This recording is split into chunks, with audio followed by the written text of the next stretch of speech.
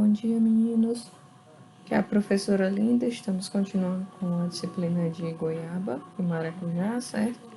Então, na última aula, nós vimos cálculo de adubação, certo? Então, vocês aprenderam, a partir dessa tabela, a avaliar uma análise do solo, né? Escolher na tabela, né? Selecionar qual é a análise recomendada, qual é a recomendação de adubação. E a partir de então fazer os cálculos, que são basicamente regra de 3, tá? O que é importante aqui, para iniciar nossa aula, certo? É que as bases para uma boa produtividade na goiabeira, principalmente, é uma boa adubação, uma boa irrigação e podas bem feitas, certo? Porque desde o começo a gente já disse, né, que a goiabeira responde muito bem à poda. Então, para ela ter uma produtividade adequada, tem que ser adubada corretamente, irrigada corretamente e podada, tá? Então, continuando aqui, certo? Com a parte de adubação, nós vamos ver, né, que a adubação deve ser parcelada, como na maioria das culturas que a gente vai estudar, principalmente porque alguns nutrientes se perdem muito rápido, tá? Então, ó, durante o ciclo da goiabeira, certo? Do final de uma colheita até o final da próxima colheita, leva mais ou menos 220 dias, tá? Por quê? Com o fim da colheita, tá? Uns 20 a 30 dias depois que você colheu a goiabeira, você vai podar e nesse momento você vai fazer um primeiro parcelamento da adubação. Você vai adubar a cultura aqui. Por quê? Certo? Porque ela te extraiu do solo, ela fez a extração da maioria dos nutrientes que você tinha colocado para produzir os frutos. Então, nesse momento, a planta está necessitando e repõe esses nutrientes, tá? No momento da poda. Além do que, seria bom, né, fazer essa adubação nesse momento para já aproveitar a mão de obra. Conforme a pessoa vai podando, ela também vai realizando a adubação, tá? Em torno de 60 dias depois daqui do fim da colheita, certo? Nós vamos ter o início da brotação. 90 dias depois, nós vamos estar com pleno florescimento, certo? Então, depois da poda, né? Em torno de 70 dias depois da poda, 60, tomando como base aqui, nós vamos ter o pleno florescimento. E nesse florescimento, é ideal que a gente coloque novamente adubo nessas plantas. Por quê? Essa primeira adubação foi para ela se recuperar dos nutrientes perdidos. E aqui vai ser para ela ter condições de segurar as flores, tá? Sem haver abortamento. Depois, né, 120 dias depois da colheita, nós vamos ter frutos com um diâmetro aproximado de 1,5 cm, e aí nós vamos fazer essa terceira adubação, certo? E por quê? Esses frutos que pegaram, que estão se formando, agora precisam se desenvolver, tá? E aí precisam de nutrientes. Depois, quando os frutos estão com um diâmetro de aproximadamente 3 centímetros, novamente, adubação para garantir que eles cresçam até o tamanho adequado, tá? 180 dias depois da primeira colheita, nós vamos estar iniciando a próxima colheita, tá? E 220 dias depois, nós vamos estar finalizando essa colheita. Então, esse slide aqui é muito importante para vocês saberem como é que se dá o cultivo da goiaba. E nele vocês observam que nós não podemos ter duas produções por ano, exatamente. Mas em um pouquinho mais de 2 anos, 400 e poucos dias, né, nós somos capazes de ter mais uma colheita. Então, aqui nesse primeiro ano, né, vamos dizer que aqui seja 1º de janeiro, né, nós estamos finalizando uma colheita.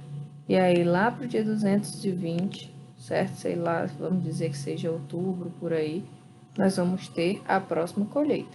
E aí, 220 dias depois, nós vamos ter uma colheita de novo, tá? Então, a goiabeira, ela produz mais de uma vez por ano, tá? Não chega a ser 3, mas 2 vezes por ano a gente consegue tranquilamente. Entre uma colheita e outra, né? Cai dentro do mesmo ano, que tem 365 dias, tá? É importante que esse manejo sempre seja feito corretamente. Acabou a colheita, né? Um mês depois, inicie a poda para que você tenha mais produções. Bom, E continuando com a nutrição, né, uma coisa importante é fazer a amostragem de folhas para mandar para o laboratório para fazer a análise, né? Por que a amostragem de folhas é tão importante? Porque quando você faz a análise de solo, que normalmente é a mais realizada, nós vamos ter resultados do solo e não o que está realmente disponível para as plantas. Então pode ter uma diferença aí. Já nas folhas, nós temos o diagnóstico como se fosse um exame de fato do que está normal e o que não está normal nessa planta. Então essas folhas elas vão ser agrupadas, né? Como é que a gente vai fazer a análise? Por idade, plantas da mesma idade, plantas da mesma cultivar, plantas com a mesma produtividade, plantas que receberam os mesmos tratos culturais, ou seja, uma área homogênea, tá? Nós não podemos fazer análise de folhas e botar a mesma análise junto de plantas mais jovens com plantas mais velhas, plantas de cultivar, da cultivar rica e da cultivar paluma, produtividades diferentes, uma área que produz mais e outra menos, tratos culturais diferentes, uma hora uma planta está sendo podada e a outra não está, certo? Ou seja, a área tem que ser homogênea. Isso você já tem conhecimento, só para relembrar. Né? E qual é a época de fazer essa amostragem para análise foliar? A época é anualmente no pleno florescimento, certo? Então, existe um padrão que, para fazer a análise de folha, a goiaba deve estar em pleno florescimento. E qual é, então, os ramos que nós vamos coletar, certo? O terceiro par de folhas recém-maduras, tá? Terceiro par de folhas recém-maduras. Vou já mostrar uma imagem para vocês saberem, ok? A partir da extremidade do ramo, ou seja, as folhas vão com o pecíolo. O que é o pecíolo? Vou já mostrar na foto. Mas é aquela partezinha aqui que liga a folha ao galho, tá? Amostrar 25 plantas por talhão. O que é o talhão? É a sua área lá que vai ser uniforme, tá? Ou seja, 4 pares de folhas por planta, sentido norte, sul, leste, oeste. E a altura da coleta, mais ou menos 1,5 metro do solo. Bom, aqui está as folhas que são indicadas para amostragem, certo? Terceiro par de folhas maduro, quer dizer o quê? Que esse par aqui de cima, que ainda está crescendo, não está maduro, certo? Então, vamos lá. 1, 2, 3, tá? Então, aqui nós estamos com o terceiro par de folhas maduro, tá? Na foto aqui colorida, vocês também conseguem ver melhor.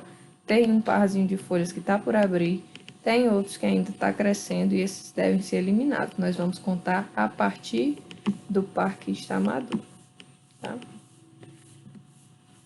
Então, uma altura de mais ou menos 1,5 metro. Então, nós tiramos como base a altura desse homem, que ele está coletando mais ou menos nessa altura ideal de 1,5 metro, tá? As folhas não devem ser danificadas, tá? Elas têm que estar impecáveis, não devem ter sido atacadas por pragas, doenças, nada. No mínimo 30 dias após a última pulverização, quer dizer o quê? Que nesse momento, certo? Você não pode coletar folhas se tiver havido uma pulverização na área com no mínimo 30 dias antes, tá? Enviar rapidamente para análise. Por que a gente vai enviar rapidamente para análise? Porque a folha é um órgão vivo, né? E ela vai se degradar. Se ela se degradar, a análise vai ser feita em uma planta que já perdeu tecido, já perdeu bastante umidade, e aí os resultados não vão ser confiáveis.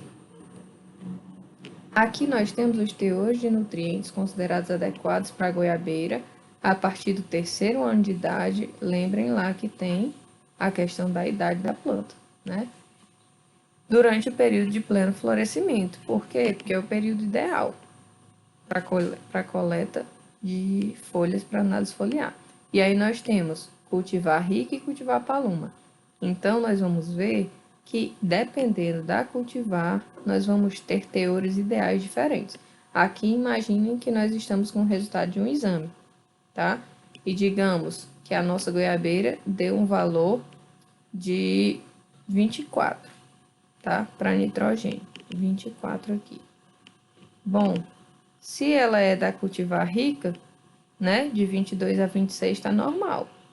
tá? Se ela for da cultivar paluma, o ideal seria de 20 a 23, certo? 24 está dizendo que tem nitrogênio demais na área. Se tem muito nitrogênio, isso pode favorecer que a planta cresça muito vegetativamente e não floresça, né? O ideal, da forma ideal, ou, por exemplo, pode atrair muitos insetos, principalmente afídeos, pulgões, que são beneficiados com essa adubação. Então, tem que repensar, certo? Então, isso é como se fosse um exame, que a análise de solo de vocês vai vir com vários resultados aqui, um para cada nutriente desses, certo? E aí vocês vão comparar com o ideal, e essas tabelas vocês encontram na internet facilmente, certo? Então, a aula de hoje era sobre essa parte de análise foliar, tá? E aí na próxima aula a gente vê quais são as funções dos principais nutrientes nas plantas. Até logo, abraço.